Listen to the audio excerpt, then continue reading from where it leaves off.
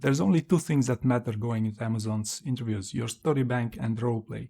If you get these two right, your Amazon interview will only be a formality. If you get one of these wrong, you cannot pass Amazon's interviews. This is why balancing the two is critically important.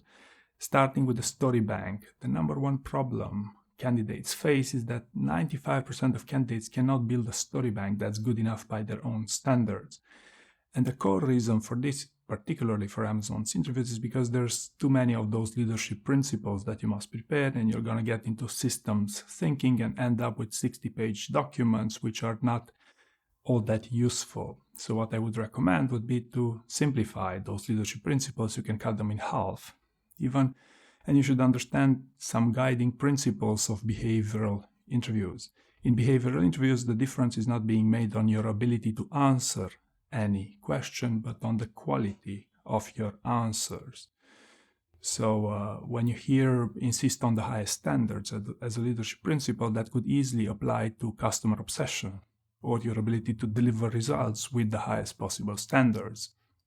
Similarly with ownership, you should exhibit ownership throughout your performance. If you say we all the time, you have a lack of ownership, then the interviewer might become suspicious on your ability to handle that decision-making process that you're talking about.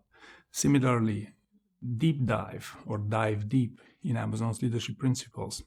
Any leadership principle can consist of a deep dive during a job interview.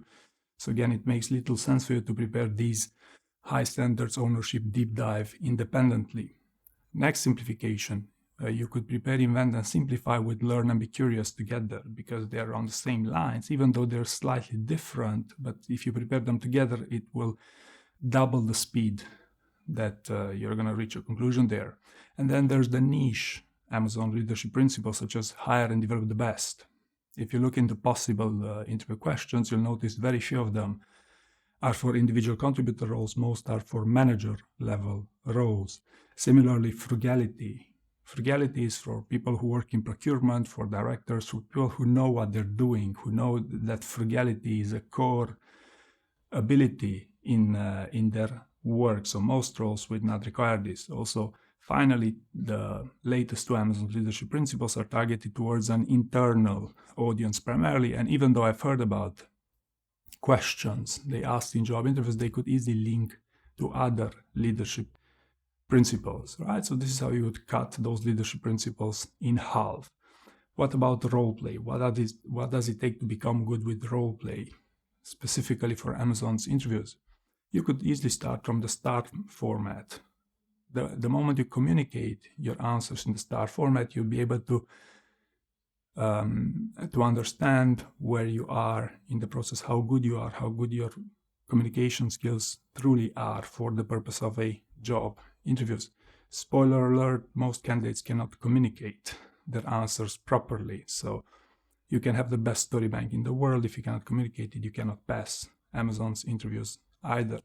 On the reverse, if you're the best communicating in the world, you're a motivational speaker. Unless you have a story bank, unless you have that substance in these job interviews, they will immediately spot that there's something fishy going on there, and you won't get the job either. This is what I said in the beginning. You must make a balancing act between your story bank and your ability to role play. Ideally, as soon as you have a story, you should role play it, right? Even if you do it in the mirror, because the moment you role play it, you'll notice, where is your investment of time best? Is it in writing stories? Is it in role play? Or is it in both? If you parallel writing your stories with role play, that's another huge shortcut you can take advantage of. Remember how I cut the leadership principles into half? Similarly, if once you prepare a leadership principle, you role play it, the next time, if you role play that, the next leadership principle you're going to prepare going to take you half of the time it took you for the first one, simply because by role playing it, you realize where you get the most benefit from brainstorming for stories. Also remember, nowadays, we live in an information overload. market. It means that you have too much information to prepare for these interviews. So that's why I'm trying to simplify these things for you with only what matters the most.